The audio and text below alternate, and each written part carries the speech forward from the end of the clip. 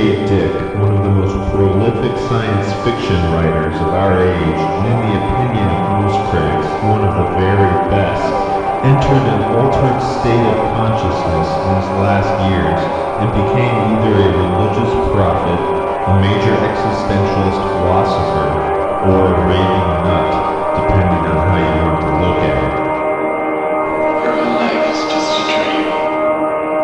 One of Dick's psychotherapists tried to convince him that his whole experience derived from sexual abuse suffered as an infant. In a sense, it all began on November 17, 1971, when persons unknown broke into Dick's house while he was away, stole many of his files, and did enough pointless, malicious damage to suggest that some threat was intended. Dick had been both active in the civil rights movement and the anti-war movement. It was likely that the break-in was either part of the FBI's COINTELPRO operation, an attempt to terrorize dissidents, or one of the capers of Nixon's Plumbers Unit, later famous for the Watergate burglary. In any event, Dick felt that he had become a person of interest to powerful and unknown adversaries. 3 years later, in February 1974, Dick had a tooth extraction for which he was given sodium pentothal. He had previously used acid in the 1960s, frequently employed methamphetamine to finish books on deadline, and had more recently flooded his body with megadoses of vitamins in accord with 1970s ideas of maximum health. He thought all of these might have played a role in what happened. For over a month, February to March, Dick watched as his whole universe collapsed and was replaced not by a new universe, but by a series of hypothetical or virtual universes.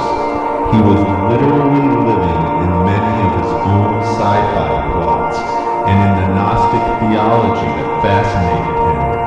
Sometimes he thought that he was remembering a past life as a Gnostic Christian in Rome circa 70 AD.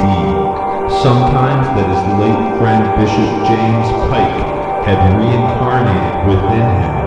Sometimes that three-eyed beings from Sirius controlled all life on Earth.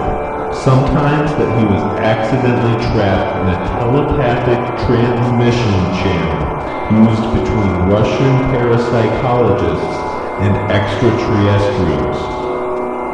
As he returned to comparative normalcy, Dick came more and more to think of the experience as a revelation of the greatest false memory case in history, imposed on all humanity, from which he had partially awakened. That is, the empire never ended. He always printed it in boldface. One of the last 2,000... that is, the empire never ended. Most of the last 2,000 years of history never happened. We have been brainwashed by the Roman Empire to think we are living in a totally false world. The Black Iron Prison, Dick called it. So we would not know we were actually living in Messianic age. Nixon is Nero. The assassinations we think we remember are distortions of the real memory of the Christians being thrown to the lions, and nothing inside the Black Iron Prison of ordinary perception is what it seems.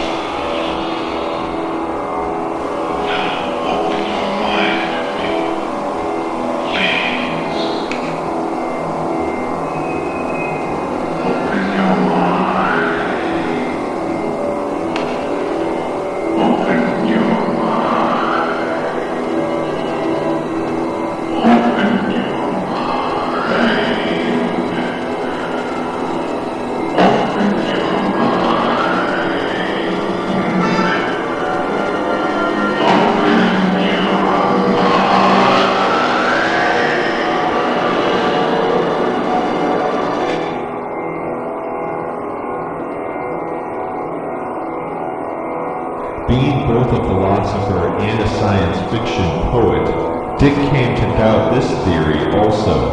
In fact, the longest book he ever wrote is a 1,000-plus page exegesis on his experience and some lingering aftermaths of altered perception, in which he tries one theory after another to understand what was happening to him, and never does decide. At one point he attributed his experiences to Zebra, a hypothetical giant intelligence that remains invisible because it looks like the environment, as some insects do, but Zebra looks like the whole environment. Often he spoke instead of Valis, a vast active living intelligence system left here by the three-eyed Syrians to aid our evolution. His last novel, The Transmigration of Timothy Archer, explains all metaphysical interpretations of the hero's similar experiences and concludes that all we can learn from consciousness expansion is to be more tolerant, to love each other. His last novel, The Transmigration of Timothy Archer, rejects all metaphysical interpretations of the hero's similar experiences and includes that all we can learn from consciousness expansion is to be more tolerant, to love each other a hell of a lot more, and to do something concrete and practical about the suffering and injustice on this planet. He died of a stroke shortly thereafter. If he hadn't, his next book would undoubtedly have offered yet another exegesis of what was happening to Phil Dick and the world he lived in. The walls of reality will come crashing down. 1 minute you'll be the savior of the rebel cause, and the next thing you know, you'll be Cohagen's bosom buddy. You'll even have fantasies about alien civilizations, as you requested, but in the end,